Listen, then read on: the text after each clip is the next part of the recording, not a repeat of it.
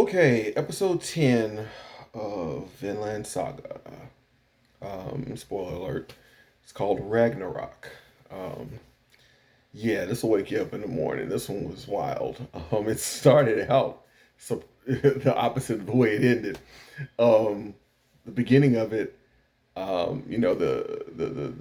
hired guns are the 4,000 hired guns are waiting to lay siege to London Bridge, and they're waiting because, of course, that Thorkel the Tall is there, and he's hard to fight. He's wanting them to fight, but they won't fight. Come to find out, they're waiting, trying to wait it out for the winter to come, so they can just be called back. The prince who is there, leading those 4,000 troops, while the other 16,000 go after London, or I mean, go after the rest of England, or wherever they went. I can't remember, to be honest. Um, but the 4,000 were separated from it and set there to take over London Bridge. Anyway, the prince is telling them to wait. The prince and his second, I forgot what the guy's name is, his little handler, the guy who looks like a guy who probably raised him for the king and who trained him and stuff. But at any rate, they tell the prince praying a lot. He's a very religious guy. And they're waiting and waiting and waiting. And then the next thing you see is Thorfinn has this very elaborate dream where he's a kid again. He's back home. He sees his mom. He sees his sister. He sees his dad. He's with his dad. And then his dad tells him in the dream, your mom and sister need you. You need to go back home. Do you think I'd be happy with the way you're acting right now? Then, he wakes up from the dream and he's shaken. He has a conversation with Askeladd, because Askeladd sees him up before dawn. It's like, what's going on? Why are you awake?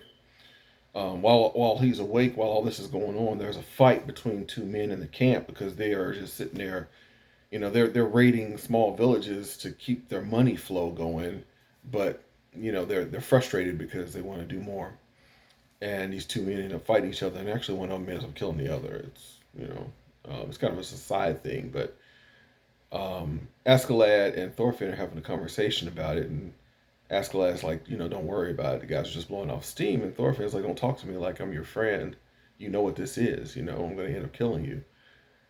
And while they're talking, they see another rider coming up, and he's another Nordic guy who was, they're guessing just like them, they're Nordic, but they were hired by the Danish to attack the English.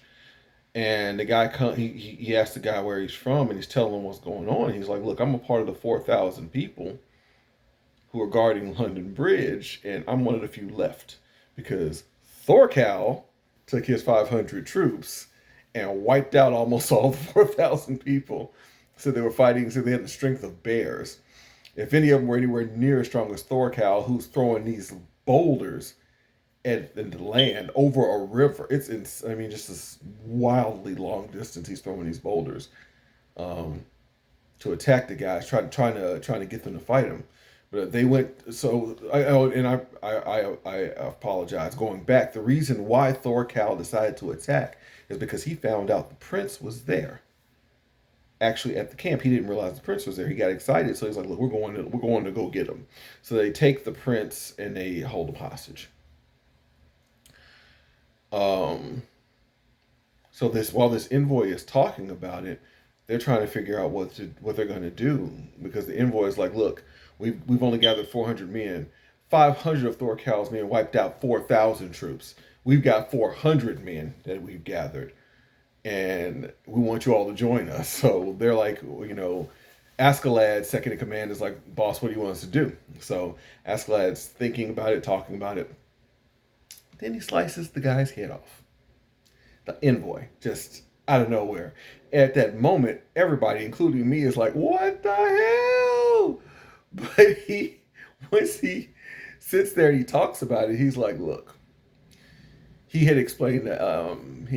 going back a little bit. He had explained to Thorfinn, that Ragnarok was upon them, Armageddon, end of the world, according to the Christians. So, in about 20 years, the world was going to be destroyed. So he's like, look, so going back to, slicing this guy's head off, he's like, look, this is what's up. This prince got held hostage. we're gonna go take the prince back from Thorcal. And whether it's the English or the Danish, they're gonna pay us ridiculously for giving up the prince, for our valor in rescuing him from Thorcal's troops or whatever. And if not, then we just go out with a bang. I mean, the end of the world's here anyway. Why not just go for it? And that's how the episode ended. And it was like, whoa, I would love for them to go back to. I want to know what Thorfinn's mindset is with this dream and his father asking him, would you be happy? Would I be happy with the way you're doing things? Um, because I honestly thought he was about to start running back home. I thought he was going to leave. Thor's did something similar. He was fighting, and then he just took off, and he hid out for 15 years and lived another life, and had Thorfinn and his sister, whose name I can't remember, Ilya, I think her name is, and got married, had 2 kids, and lived this life until he got found.